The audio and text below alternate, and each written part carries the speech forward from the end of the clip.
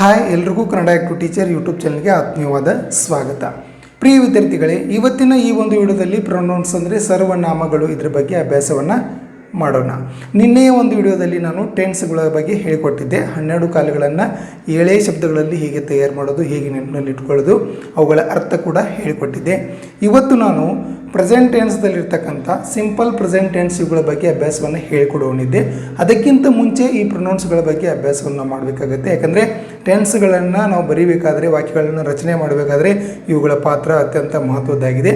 ಅದಕ್ಕಾಗಿ ಇದನ್ನು ಹೇಳಿಕೊಂಡೇ ಮುಂದೆ 12 ಟೆನ್ಸ್ಗಳನ್ನು ನಾನು ಕಂಟಿನ್ಯೂ ಮಾಡಬೇಕಂತ ಈ ಒಂದು ವಿಡಿಯೋನ ಮಾಡ್ತಾ ಇದ್ದೀನಿ. ಈಗ ಶುರು ಮಾಡೋಣ.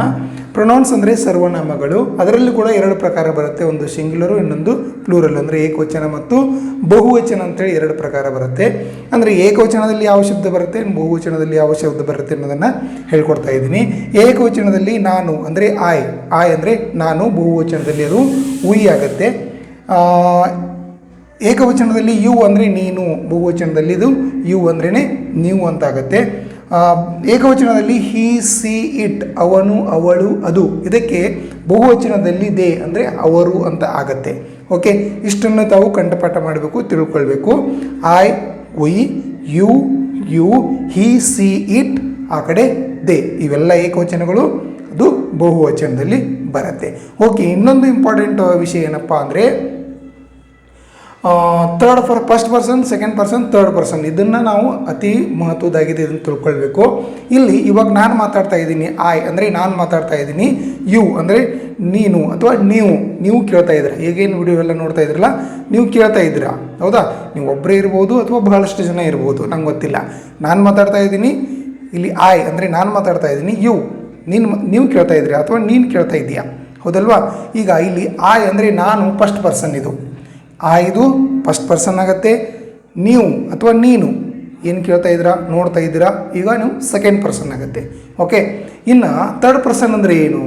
ಇಲ್ಲಿ ನೋಡಿ, ಇದು ಫಸ್ಟ್ ಪರ್ಸನ್, ಇದು ಸೆಕೆಂಡ್ ಪರ್ಸನ್, ಇದೇನಿದೆಯಲ್ಲ ಇದು ಥರ್ಡ್ ಪರ್ಸನ್. ಏನದು ಥರ್ಡ್ ಪರ್ಸನ್ ಅಂದರೆ, ಈಗ ನಾನು ಮಾತಾಡ್ತಾ ಇದ್ದೀನಿ ಅಥವಾ ನಾನು ಏನೋ ಒಂದು ವಿಷಯ ಹೇಳ್ತಾ ಇದ್ದೀನಿ, ಈಗ ನೀವು ಕೇಳ್ತಾ ಇದ್ದೀರಾ, ನನ್ನ ಮಾತನ್ನು ನೀವು ಕೇಳ್ತಾ ಇದ್ದೀರಾ. ಅಂದರೆ ನಾನು ಫಸ್ಟ್ ಪರ್ಸನ್, ನೀವು ಸೆಕೆಂಡ್ ಪರ್ಸನ್. ಇನ್ನು ಥರ್ಡ್ ಪರ್ಸನ್ ಅಂದರೆ ನಾನು ಅವನ ಬಗ್ಗೆ, ಅವಳ ಬಗ್ಗೆ, ಅದ್ರ ಬಗ್ಗೆ, ಹೌದಾ? ನಾನು ಏನು ಹೇಳ್ತಿದ್ದೀನಿ, ಅವ್ರ ಬಗ್ಗೆ ಹೇಳ್ತಾ ಇದ್ದೀನಿ, ಅವನ ಬಗ್ಗೆ ಹೇಳ್ತಾ ಇದ್ದೀನಿ, ಅದ್ರ ಬಗ್ಗೆ ಹೇಳ್ತಾ ಇದ್ದೀನಿ, ಅವಳ ಬಗ್ಗೆ ಹೇಳ್ತಾ ಇದ್ದೀನಿ. ಯಾರಿಗೆ? ನಿಮಗೆ. ಅಂದರೆ ನಾನು ಫಸ್ಟ್ ಪರ್ಸನ್ನು, ನೀವು ಕೇಳೋರು ಸೆಕೆಂಡ್ ಪರ್ಸನ್ನು.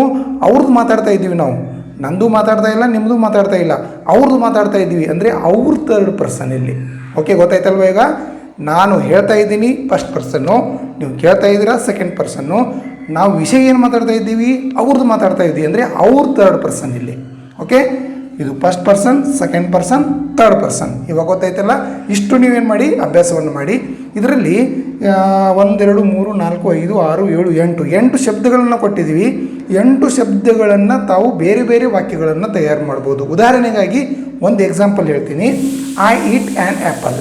ವಾಕ್ಯಗಳನ್ನು ತಯಾರು ಮಾಡಿ. ಇಂಗ್ಲೀಷ್ನಲ್ಲಿ ವಾಕ್ಯಗಳನ್ನು ತಯಾರು ಮಾಡೋದ್ರಿಂದ ಸೆಂಟೆನ್ಸ್ ಕಲಿಕೆ ತುಂಬ ಈಸಿ ಆಗುತ್ತೆ. I eat an apple, you eat an apple, he eats an apple, she eats an apple, they eat an apple, ಹೌದಾ?